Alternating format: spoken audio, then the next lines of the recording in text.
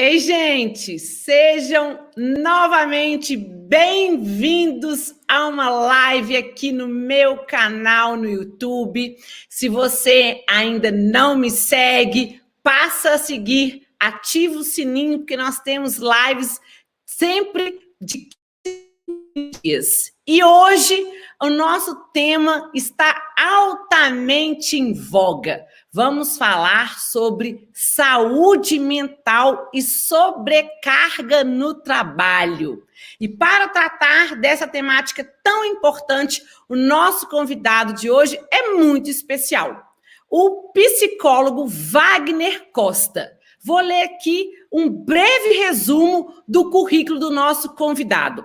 Wagner Costa é especialista em psicologia positiva e mestre em ciências da saúde. Wagner é graduado em licenciatura plena em física pela Universidade Federal de Roraima e em psicologia pela Faculdade Catedral. Pós-graduação em pedagogia hospitalar pela Universidade Gama Filho. É psicanalista clínico e possui formação em programação neurolinguística e hipnoterapia, além de atuar na área de treinamento e palestras motivacionais. Com esse breve resumo do currículo, seja bem-vindo, psicólogo Dr. Wagner. Olá, boa noite a todos. É sempre um prazer interagir, trocar ideias e conversar. Eu agradeço pelo convite e estou à disposição. Vamos conversando aqui e a gente vai descobrindo onde chegamos.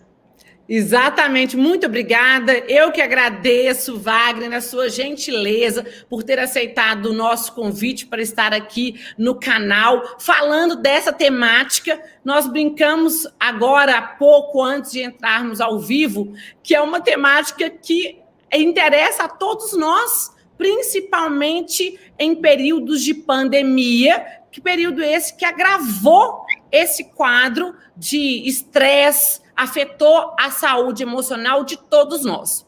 Mas eu queria, Wagner, começar nosso bate-papo com um episódio que aconteceu essa semana. Inclusive, eu falei desse episódio no chamamento para a nossa live de hoje, no convite da nossa live, que foi da atleta norte-americana Simone Biles, que desistiu.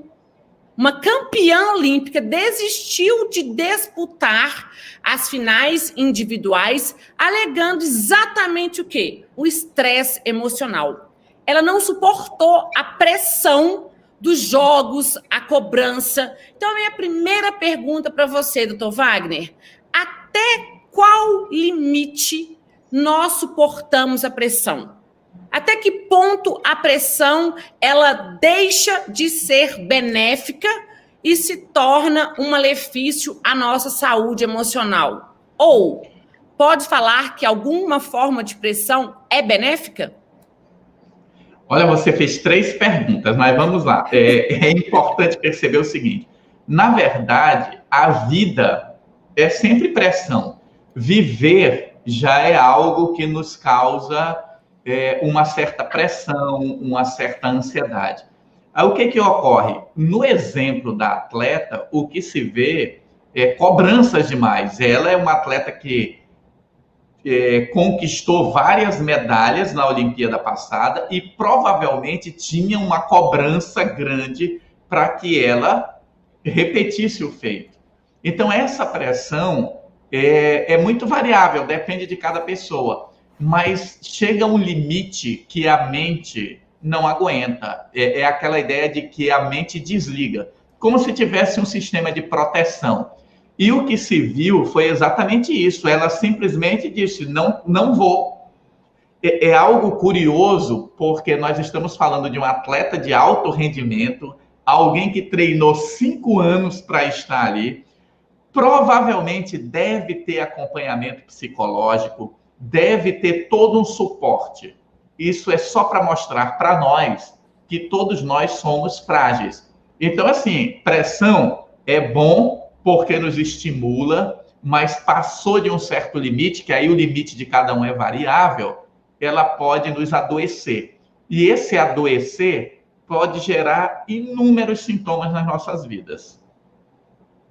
Certo. E deixa eu te perguntar, Wagner, você falou em limites, que cada um tem os próprios limites. Como nós podemos perceber os sinais de que os nossos limites estão sendo ultrapassados? Quais são esses sinais?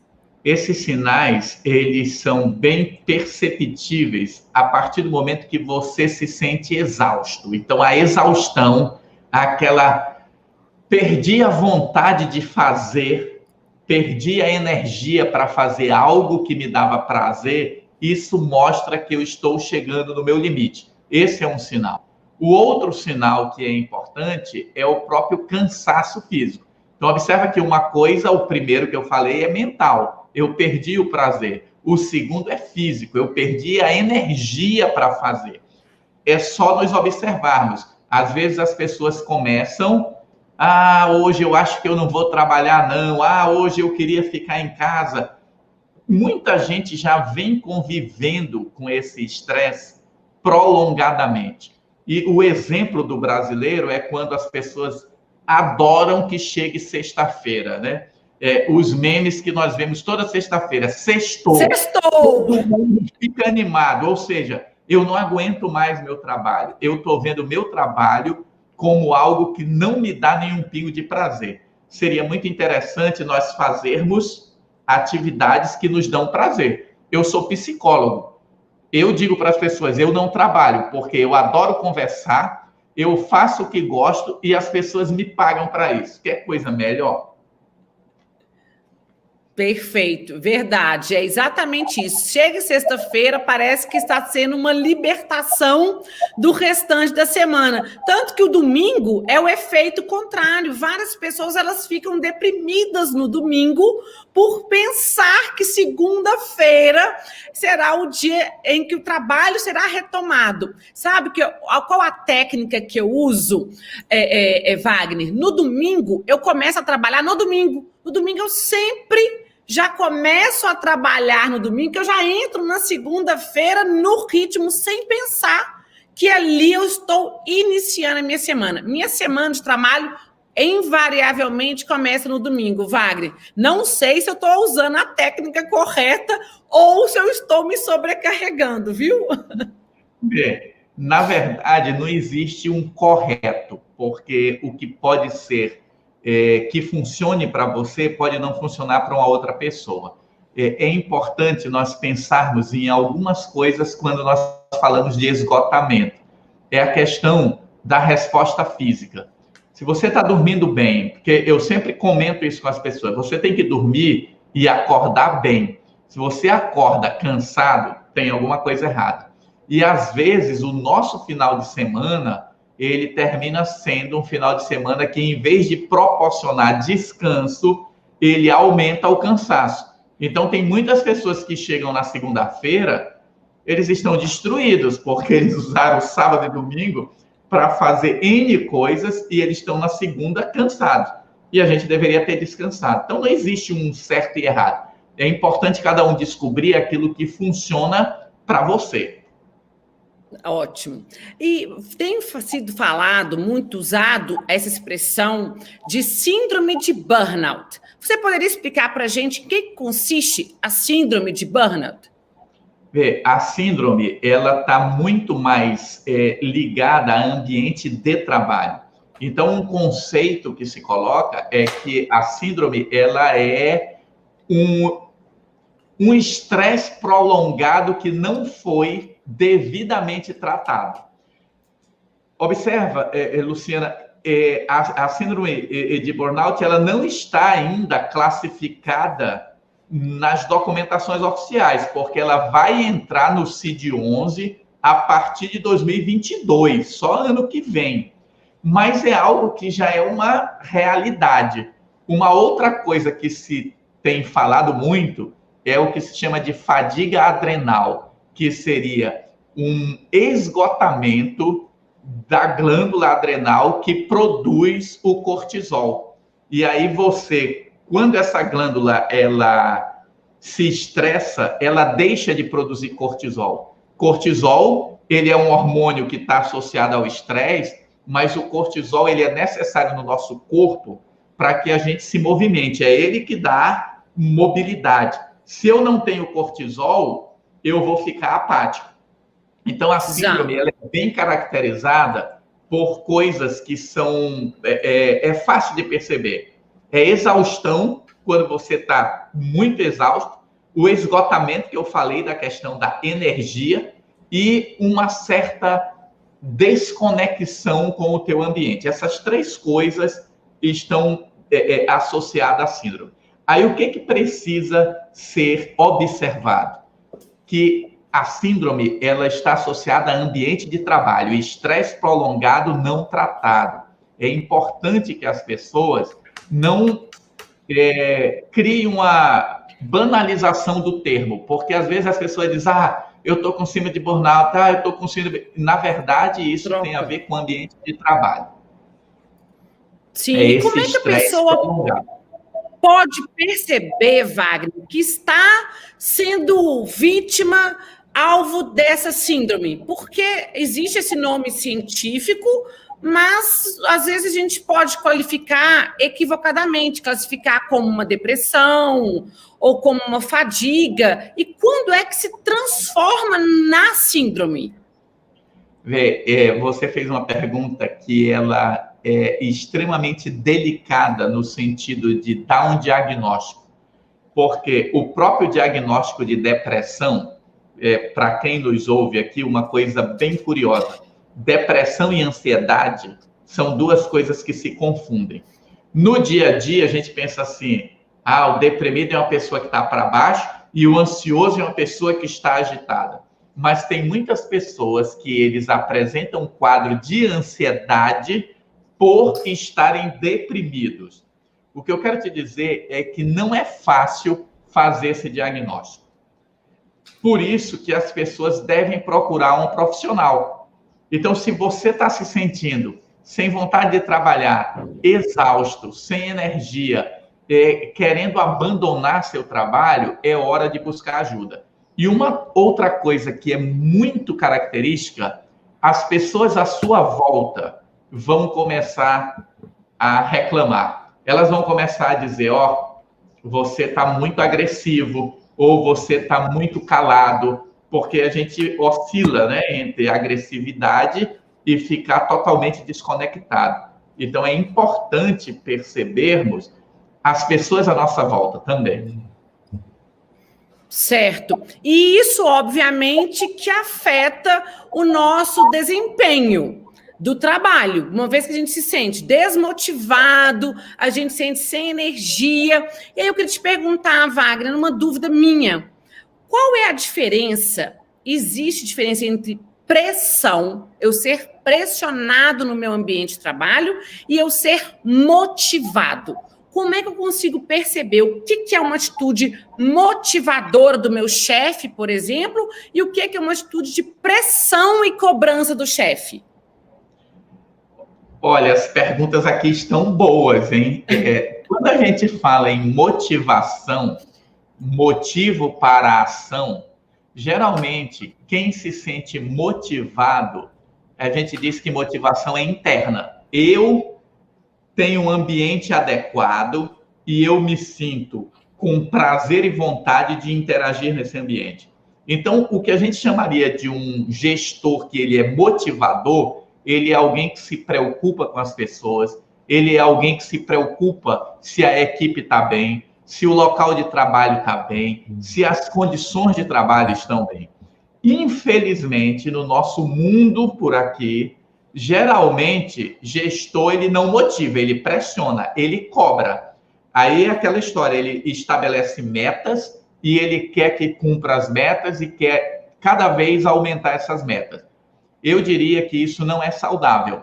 Falando psicologicamente, o nosso ambiente de trabalho hoje, do jeito como se utiliza essa questão do lucro e sempre crescer, crescer, crescer, isso não é saudável para o ser humano. Alguém nos ouvindo aqui vai dizer, mas a empresa tem que dar lucro. Tem, mas não precisaria ser do jeito que é, porque hoje nós estamos, de alguma forma, destruindo a saúde do colaborador.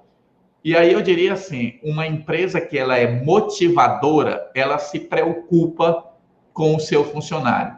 Ela não usa e depois descarta. E, infelizmente, nós vemos isso no mundo empresarial. Você adoeceu, você está fora.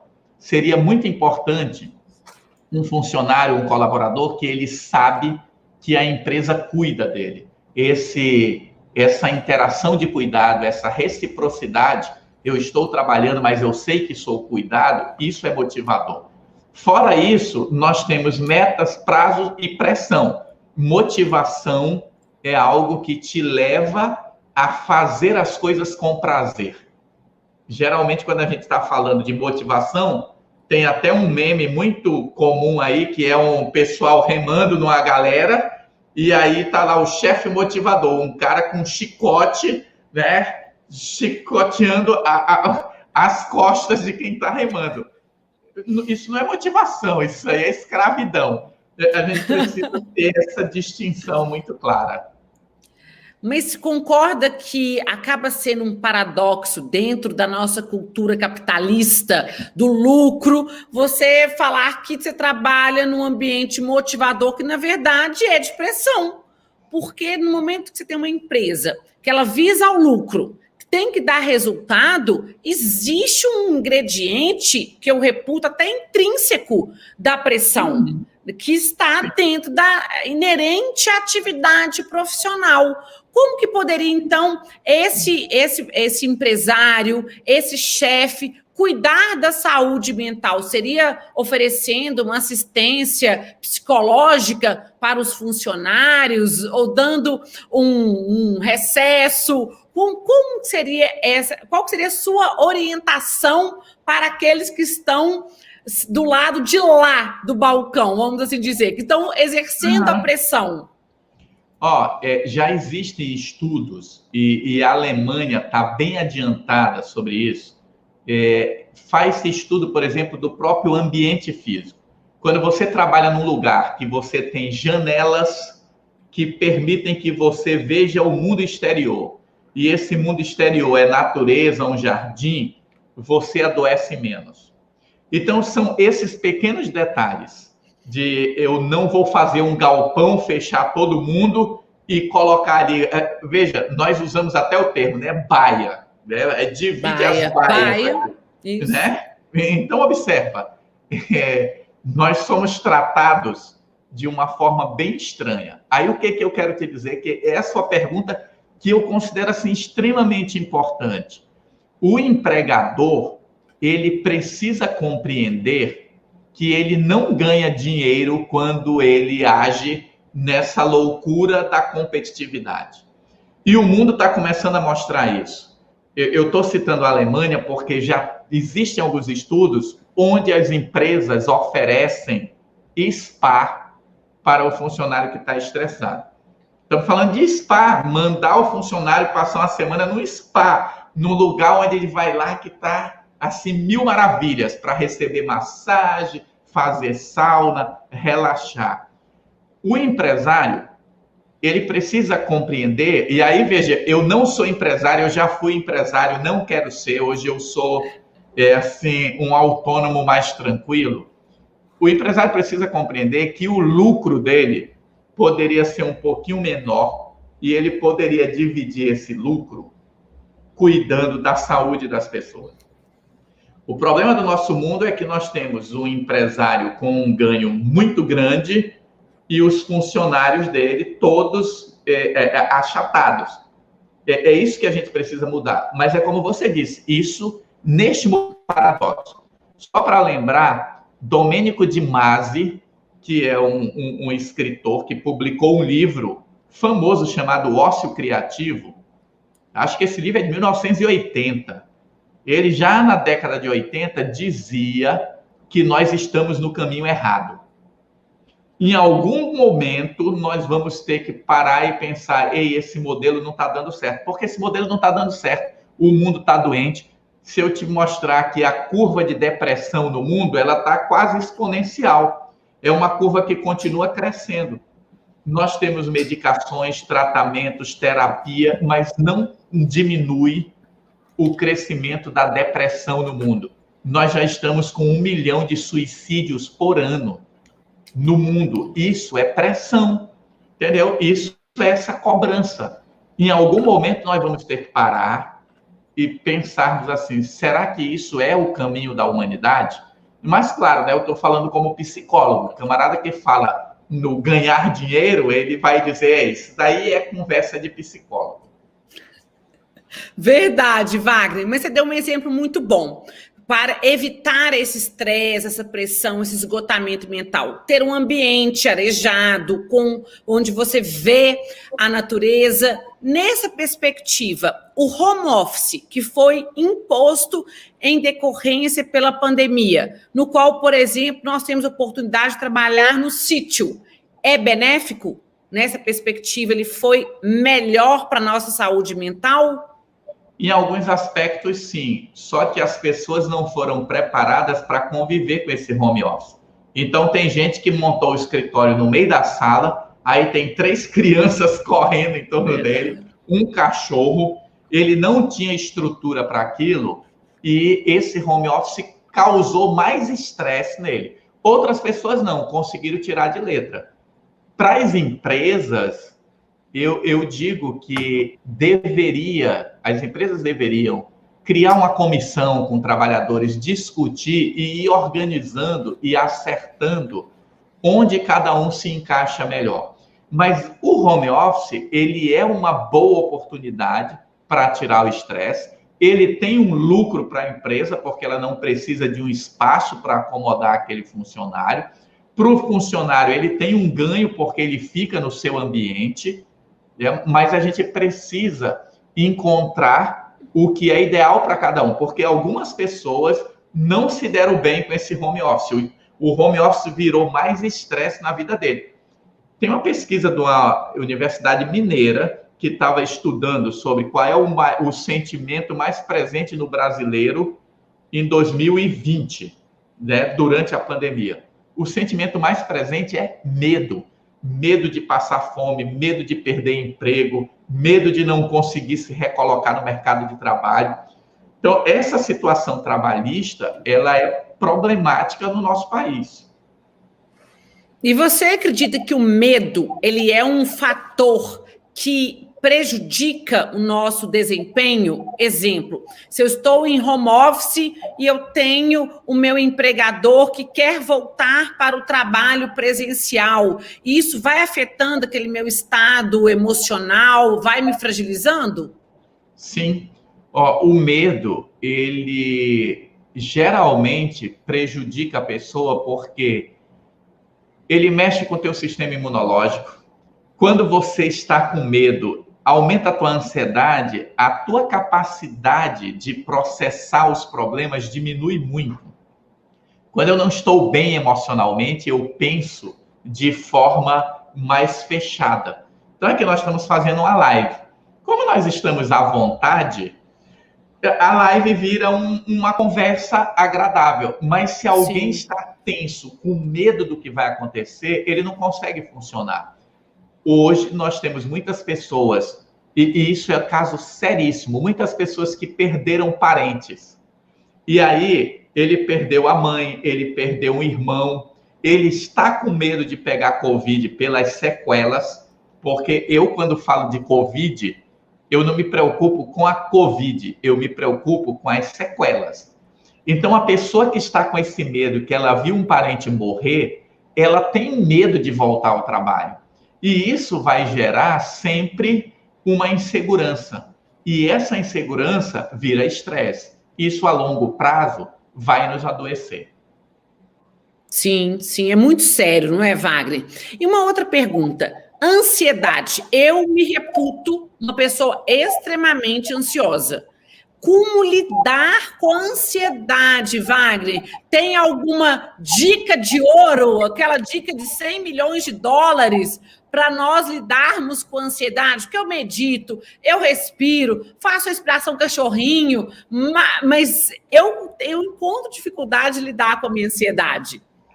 Veja, a ansiedade, ela é natural no ser humano. Toda vez que eu vou fazer algo novo, é natural que o meu corpo se agite para que eu esteja preparado para aquilo. A grande questão é eu saber onde é que está o ponto de equilíbrio.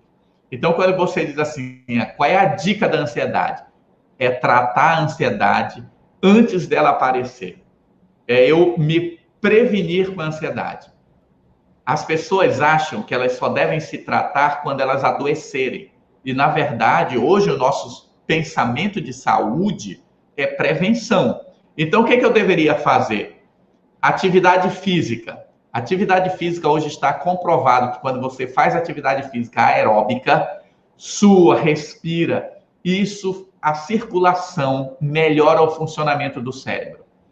Boa alimentação é fundamental, porque nós sabemos, hoje já ouvimos mais comumente os comentários de dizer que o nosso intestino é o segundo cérebro. Por quê? Porque boa parte da serotonina do cérebro, ela é produzida no intestino. Então, fazer atividade física, se alimentar bem, e a terceira coisa, que é dormir bem, é fundamental para eu começar a conviver com a ansiedade.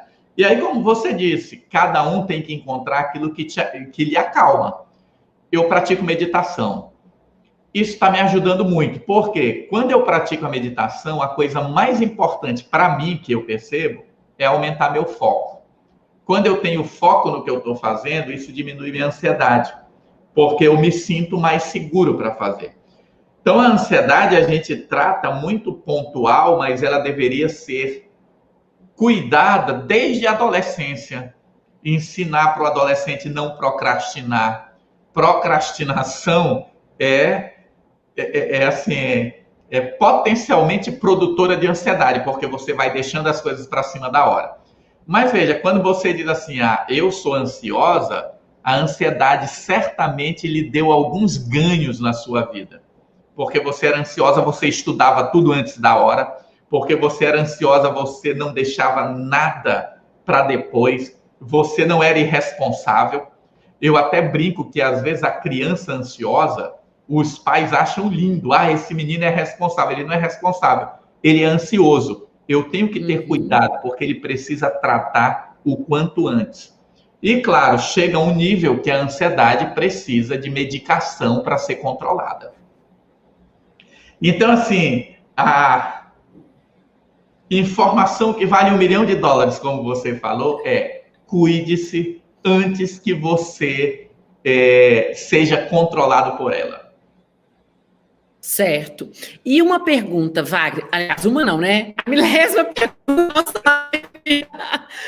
Como aprender? Eu tenho certeza que essa pergunta passa pela cabeça de várias pessoas que estão nos assistindo. Como aprender a dizer não? Porque vários desses gatilhos da ansiedade nos decorrem muitas vezes da nossa incapacidade de falar não. Eu tenho mesmo, muitas vezes, uma dificuldade de falar não. Então, eu vou aceitando o trabalho, aceitando. No final, eu falo, meu Deus, minha agenda está lotada. Eu não tenho tempo nem de respirar. Como a gente lidar com o não? Seja para nós dizermos não e recebermos o não. O não, ele tem muito a ver com autoestima. Quando a gente fala de autoestima, nós estamos falando de duas coisas. A minha confiança na minha capacidade para fazer as coisas, a autoeficácia, e no respeito a mim mesmo, no sentido de que eu tenho valor. Geralmente, quando eu não sei dizer não, é porque eu me preocupo em, se eu disser não, a pessoa vai ficar chateada comigo. Veja, eu não tenho controle se você vai ou não ficar chateada comigo. Quando eu digo não, eu devo dizer baseado nos meus referenciais. Então, se você me pede algo, eu tenho que ver, eu posso? Se eu posso dizer sim. Mas se eu não posso, eu deveria dizer não. O que acontece na maioria das vezes? Eu digo sim porque eu tenho medo de você se zangar comigo. E por que eu tenho medo de você ficar zangada comigo? Porque eu não me dou valor.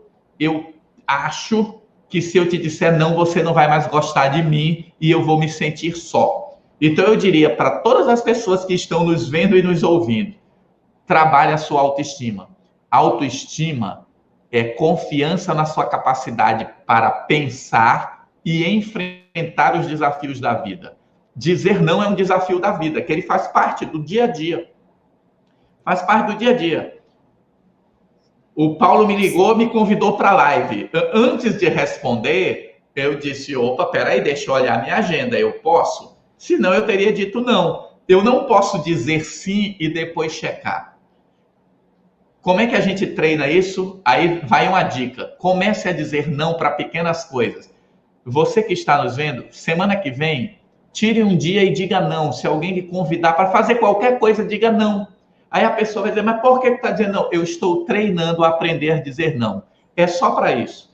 Nós precisamos começar a treinar nas pequenas coisas. Aí eu vou me fortificando para poder dizer um não mais elaborado e em situações mais complexas. Perfeito, perfeito. Isso mesmo. Ficou a dica aí, gente. O dia do não. Vamos institucionalizar o dia do não. Agora, o Paulo falou do Paulo Wagner. Me fala o seguinte. Nós estamos com a pandemia incrementado essa ideia de vamos meditar, a importância da meditação, do encontro com o nosso eu. Aí eu queria falar um pouquinho sobre pensamento positivo, porque hoje tem a positive vibes, tudo pensa positivo, mas muitas vezes aí nós chegamos naquela seara da positividade ser tóxica. Você está lá morrendo, a pessoa pensa positivo, você não consegue mudar, né, a chavinha ali da sua postura. Como é que você pode falar para a gente sobre essa linha, não sei se a gente pode falar de teoria do pensamento positivo? Veja, existem vários estudos, Luciana, mostrando que essa vibe aí de tudo ser positivo, isso é uma tentativa de negar os problemas. Então, as pessoas... Eu estou vendo isso agora no luto. A pessoa perde um filho, aí o outro chega e diz, não fique mal não, porque tu vais ter outro filho. Quer dizer, não tem noção uma criatura que diz isso para uma mãe e para um pai que perdeu um filho. Ah, você perdeu o seu irmão. Aí alguém diz, não... Fica tranquilo, porque ele foi para um lugar melhor. Veja, quando eu faço isso, eu estou negando a sua dor. Então, o que a psicologia fala sobre isso? A psicologia positiva estuda muito isso. Eu não posso negar o sofrimento. A dor, ela faz parte da vida. O sofrimento, ele faz parte da vida. Quando eu nego esse sofrimento, eu não me resolvo. Eu simplesmente crio uma aparência. E isso vai gerando mais ansiedade dentro de mim. Então, o que nós precisamos perceber? O sofrimento existe, a dor existe, e eu posso lidar com isso. E aí, o mais importante, eu preciso contar com pessoas que me dão suporte. Não existe nada melhor do que você ter amigos, você ter parentes, você ter pessoas que te dão um suporte de vida. Porque essa história do pensamento tóxico é aquele pensamento positivo que eu vou conseguir, eu vou conseguir, eu vou conseguir. Veja, é muito melhor eu pensar o que é que eu preciso aprender para conseguir, o que é que eu preciso fazer para conseguir. Então, esse pensamento positivo, que a gente fala que é o pensamento positivo tóxico, ele faz parte de um movimento para vender ilusão para as pessoas. Tem muita gente vendendo ilusão. Você viaja muito, você pode me responder isso. O que é que mais você vê nas livrarias de aeroporto? Se não são livros ensinando a ficar... Primeiros! Milionário. Autoajuda primeiro, autoajuda e depois como se tornar um milionário, sim, sim. Todo mundo te ensinando a ter uma felicidade e ficar milionário. Vê, não existe felicidade permanente. Eu gosto muito do Clóvis de Barros, o professor, ele diz que felicidade é um instante, que você gostaria que não acabasse. Então, assim, nesse Verdade. momento, eu estou olhando aqui, já foram 35 minutos, vai já acabar a live. Eu estou feliz, porque eu não queria que isso acabasse, eu quero prolongar. Verdade. Isso é felicidade. Nós precisamos aprender no nosso dia a dia, vivermos com as alegrias, com as tristezas. Não existe alegria sem tristeza. E essa positividade tóxica, ela tenta vender para as pessoas a ideia de que você vai sempre ser feliz. Não existe isso. Verdade, a gente tem que saber lidar com o negativo, lidar com as situações adversas também, porque faz parte da vida. E eu vejo isso muitas vezes até com rede social. As redes sociais hoje, elas criam um mundo ilusório também, em que as pessoas veem aquelas imagens e vão criando focos de frustrações. E são mundos irreais. Eu falo, gente, nós somos pessoas de carne e osso, com os nossos problemas, os nossos dramas, que normalmente eles não são expostos naqueles quadradinhos das mídias sociais. Mas tem pessoas que se sentem angustiadas, frustradas, porque se espelham naquela realidade, muitas vezes fictícia, que é colocada aí para a gente. E a gente é bombardeado todo dia com isso. Então, eu falo que hoje a gente tem que ter, não é, Wagner, esse senso crítico de falar, opa, isso aqui não é para mim. Isso aqui não significa que seja a realidade. Como é que você vê a postura que a gente deve ter frente a essa exposição que nós temos de um mundo ideal, de um relacionamento ideal, de uma família ideal? Isso vem sendo construído por esse mundo da autoajuda, da positividade tóxica, onde as pessoas pensam que vão encontrar um marido e elas vão ser felizes para sempre, porque todas as histórias das nossas infâncias, né? Eu já tenho mais de 50, então as histórias da minha infância, as histórias acabavam na hora que as pessoas casavam.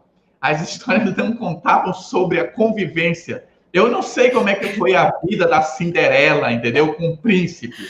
Branca de Neve, pós o beijo.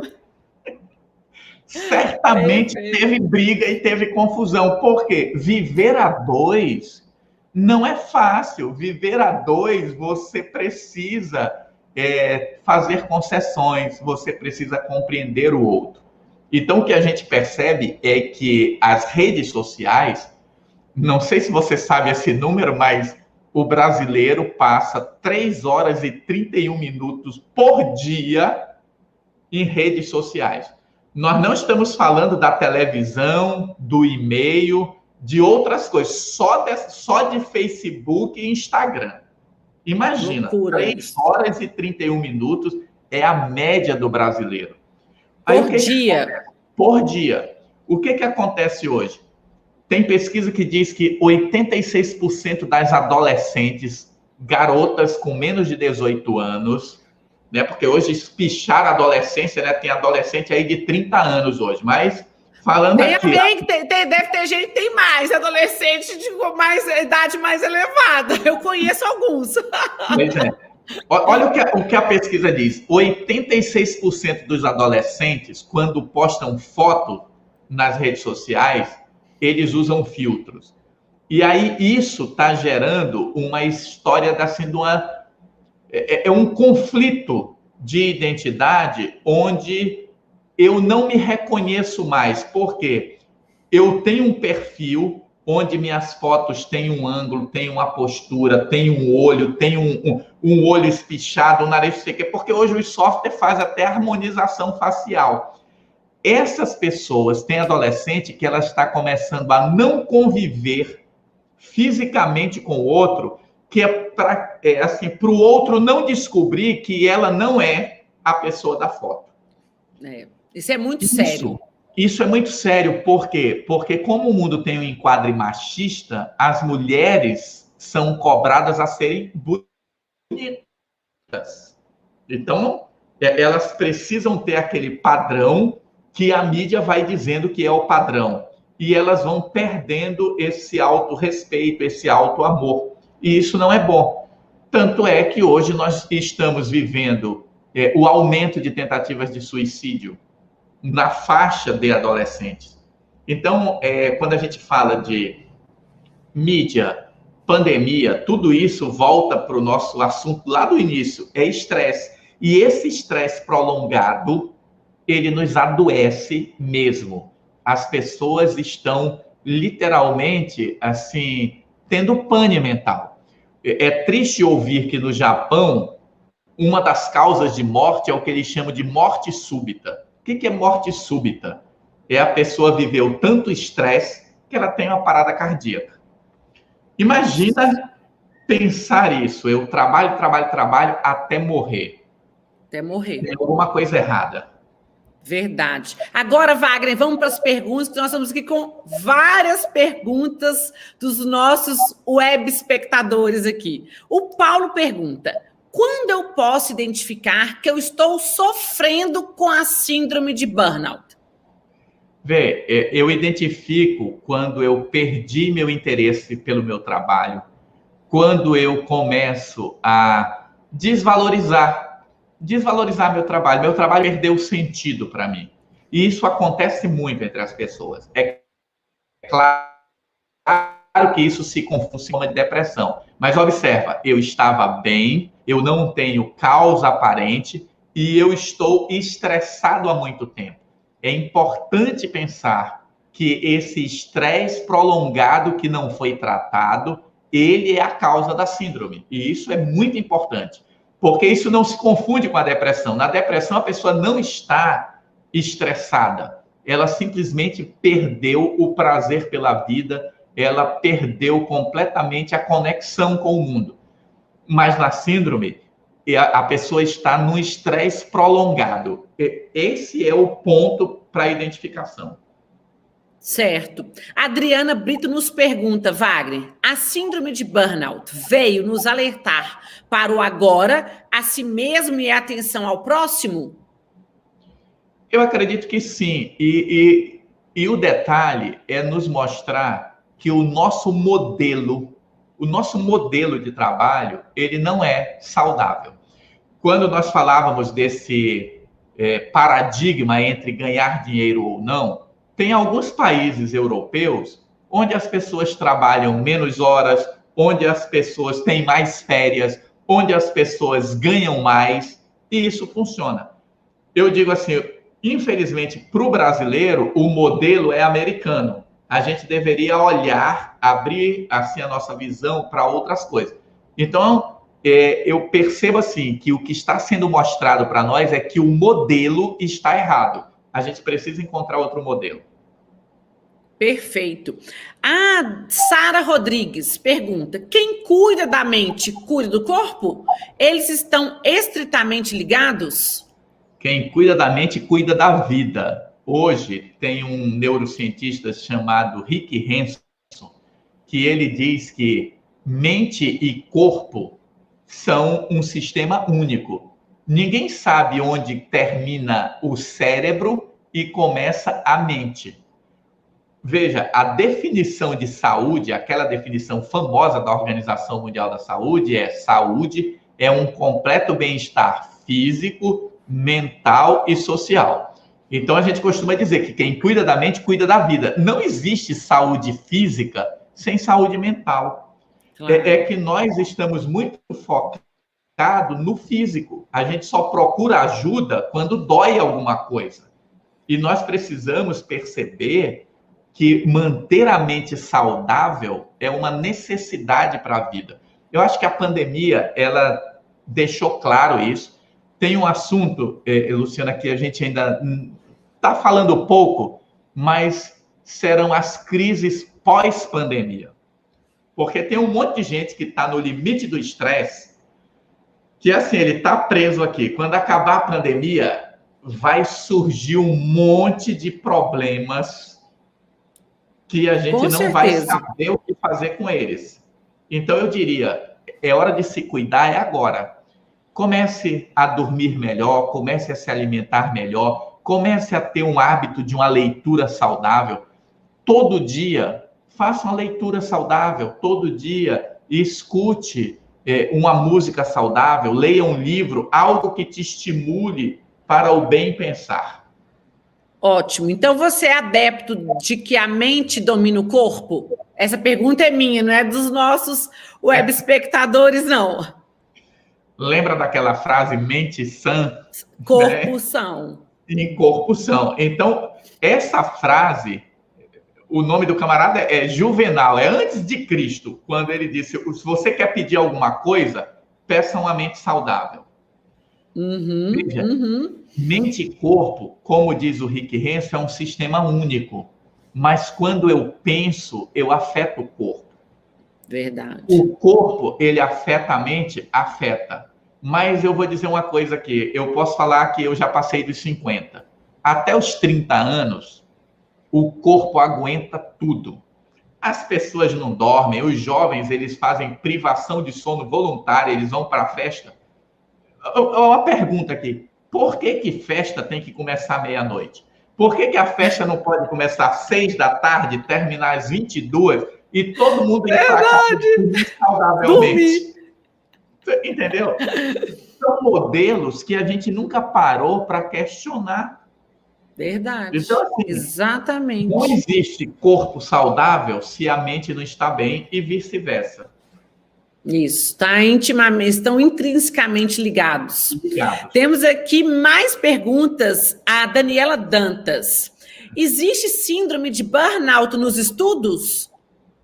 Vê, síndrome de burnout, ela está associada a ambiente de trabalho. Então, só por uma questão de definição. Mas existe esgotamento nos estudos. Tem pessoas que estudam demais, que não conseguem definir direito os seus horários. Vê, hoje tem um monte de pesquisa mostrando que é melhor você estudar 30 minutos, descansar, depois estudar mais 30, do que você sair estudando um monte de horas seguidas. Por quê? Porque você entra em esgotamento. Então, o que se precisa é encontrar um equilíbrio. Mas, respondendo especificamente à pergunta, síndrome de burnout está associada a ambiente de trabalho. E a própria Daniela faz uma outra pergunta. De que forma, então, podemos trabalhar sob pressão, mas não sermos afetados psicologicamente? Muita sauna, muito spa. É construir um modelo de mundo onde você enxergue a pressão como algo que não faz parte da sua vida, que ela é temporária. Eu brinco comigo que eu digo assim, quando eu chego na minha casa, do portão da minha casa para dentro é um outro mundo. Então eu procuro viver diferente aqui dentro. Como é a Daniele, né? Que perguntou. É Daniela. É a Daniela Dantas. Uma coisa muito importante. Tire momentos na sua vida para você fazer coisas que te dão prazer. Por que isso? O estresse, ele é cumulativo. Por isso que as pessoas começam o dia bem e terminam o dia querendo bater nas outras, né? Agressivas. Então, o trânsito no final do dia, ele é muito mais agressivo porque as pessoas estão mais estressadas, ele é cumulativo. O que a ciência já descobriu? Os antigos faziam isso, né? Uma dormidinha depois do almoço. A famosa sesta. Exatamente. Ela quebra aquele estresse e eu estou começando um novo dia. Então, uma coisa que eu recomendaria, sempre que você sair de um ambiente para outro, sempre que você sair de uma tarefa para outra, tire 10, 15 segundos, respire profundamente e relaxe. Só essa atividade já vai mudar o acúmulo do teu estresse. Então, para a gente sobreviver, é preciso realmente criar estratégias. Qual é a estratégia? Incluir emoções positivas ao longo do meu dia. Perfeito, perfeito. Temos mais aqui a pergunta da Ana Cláudia. Trabalhar muito nos dá dinheiro. Dinheiro a gente gasta. Minha dúvida é, a saúde mental, Wagner, a gente recupera? Às vezes sim, às vezes não.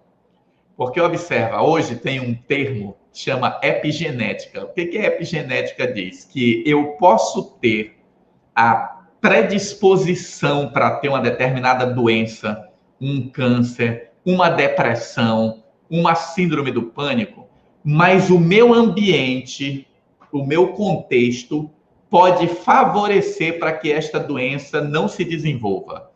Então, o que ocorre? Eu posso me estressar muito e desenvolver uma doença que eu não desenvolveria se eu tivesse num outro contexto.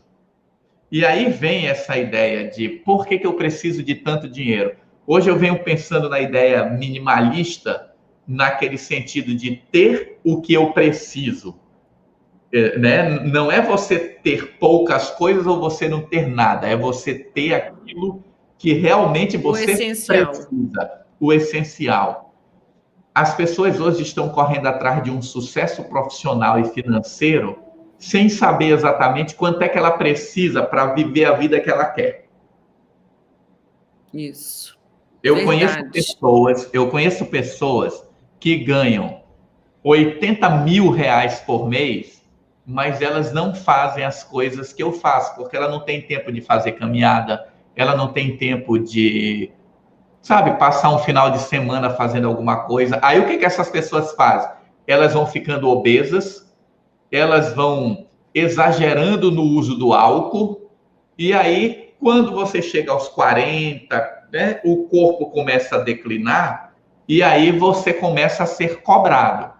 Porque chegar aos 60 anos, que é a minha ideia, chegar aos 60 anos correndo 10 quilômetros em 1 hora, você tem que ter uma preparação anterior. Eu espero chegar aos 60 anos correndo 10 quilômetros em 1 hora. É minha ideia. Perfeito, Wagner, perfeito. Tá bem aí, faltam só 2 anos. Então, daqui a 2 anos eu vejo se eu consigo fazer isso. Perfeito. Agora tem umas perguntas do Jefferson. Lisboa nos pergunta: depressão é uma doença não física. Às vezes, por isso, há quem não acredite que ela aconteça. O preconceito ou a falta de informação é um problema significante na falta de ajuda ao próximo? Só vou colocar uma coisa aqui que eu não sei exatamente o que ele quis dizer, mas depressão, ela é uma doença física e não física, ela é as duas coisas, tá? Por quê? Porque eu tenho depressões que são causadas por desequilíbrio químico do cérebro. Hoje nós sabemos que um grupo de pessoas deprimidas, elas reagem muito bem às medicações. Então, o que se sabe é que 60% das pessoas que desenvolvem depressão, elas tomam medicações e elas voltam ao normal. Exatamente porque equilibra a química do cérebro e ela volta ao normal. Mas tem um grupo de pessoas, aí entre 35% e 40%, que os remédios não ajudam. Essa depressão, nós não sabemos exatamente o que é.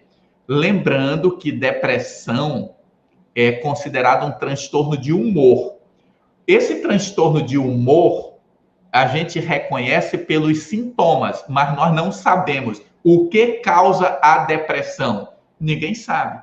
A minha depressão pode ser causada por um luto, a depressão do outro pode ser causada por um rompimento num relacionamento.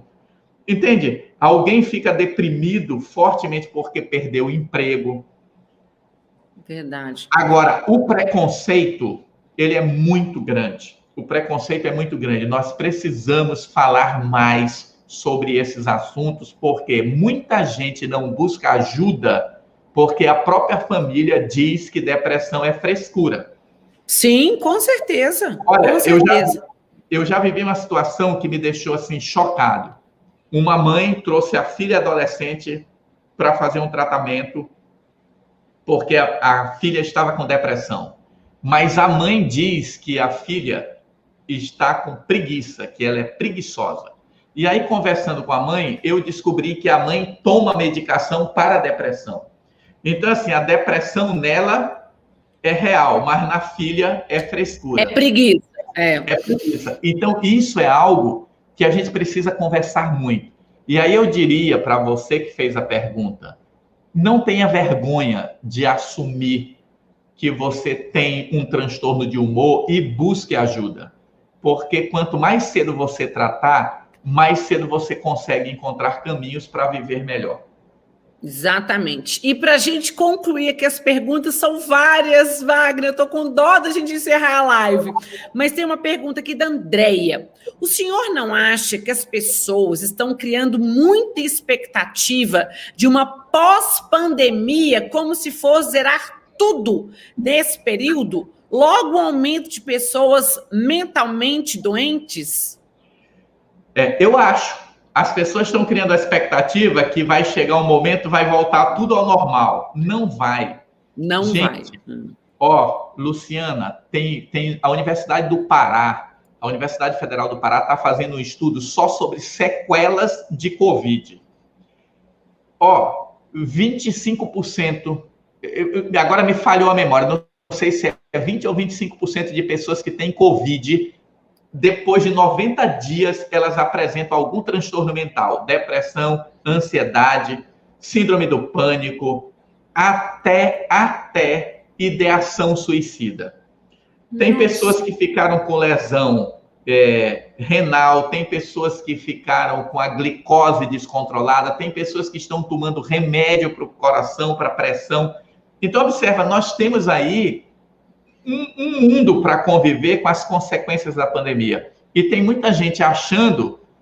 Era o que nós achávamos quando estávamos em novembro. Olha, vai ter o Réveillon, todo mundo vai se vacinar, janeiro zera tudo e começa tudo de novo. Nós já estamos terminando julho. Isso. Sem vacinação, ou seja, vacinação não uma larga escala ainda. Uhum. Então, nós estamos assim, e essa variante que surgiu também, a Delta, ou seja, é um buraco negro que a gente tem pela frente. Sim, nós não sabemos. Não sabemos. E isso que a Andréa pergunta é muito importante. Nós precisamos cuidar da nossa saúde mental. Veja, é tanta gente sofrendo com o luto, tanta gente que está com medo de morrer. E sabe o que eu tenho encontrado? Gente querendo viver exageradamente porque ele acha que ele pode morrer semana que vem. Aí ele resolve fazer tudo, larga o marido, larga a esposa e começa a fazer loucuras. Entende? A pessoa entra num desespero e quer viver toda a vida em uma semana porque ela acha que pode morrer semana que vem. Temos muitas coisas ainda a aprender com a pandemia.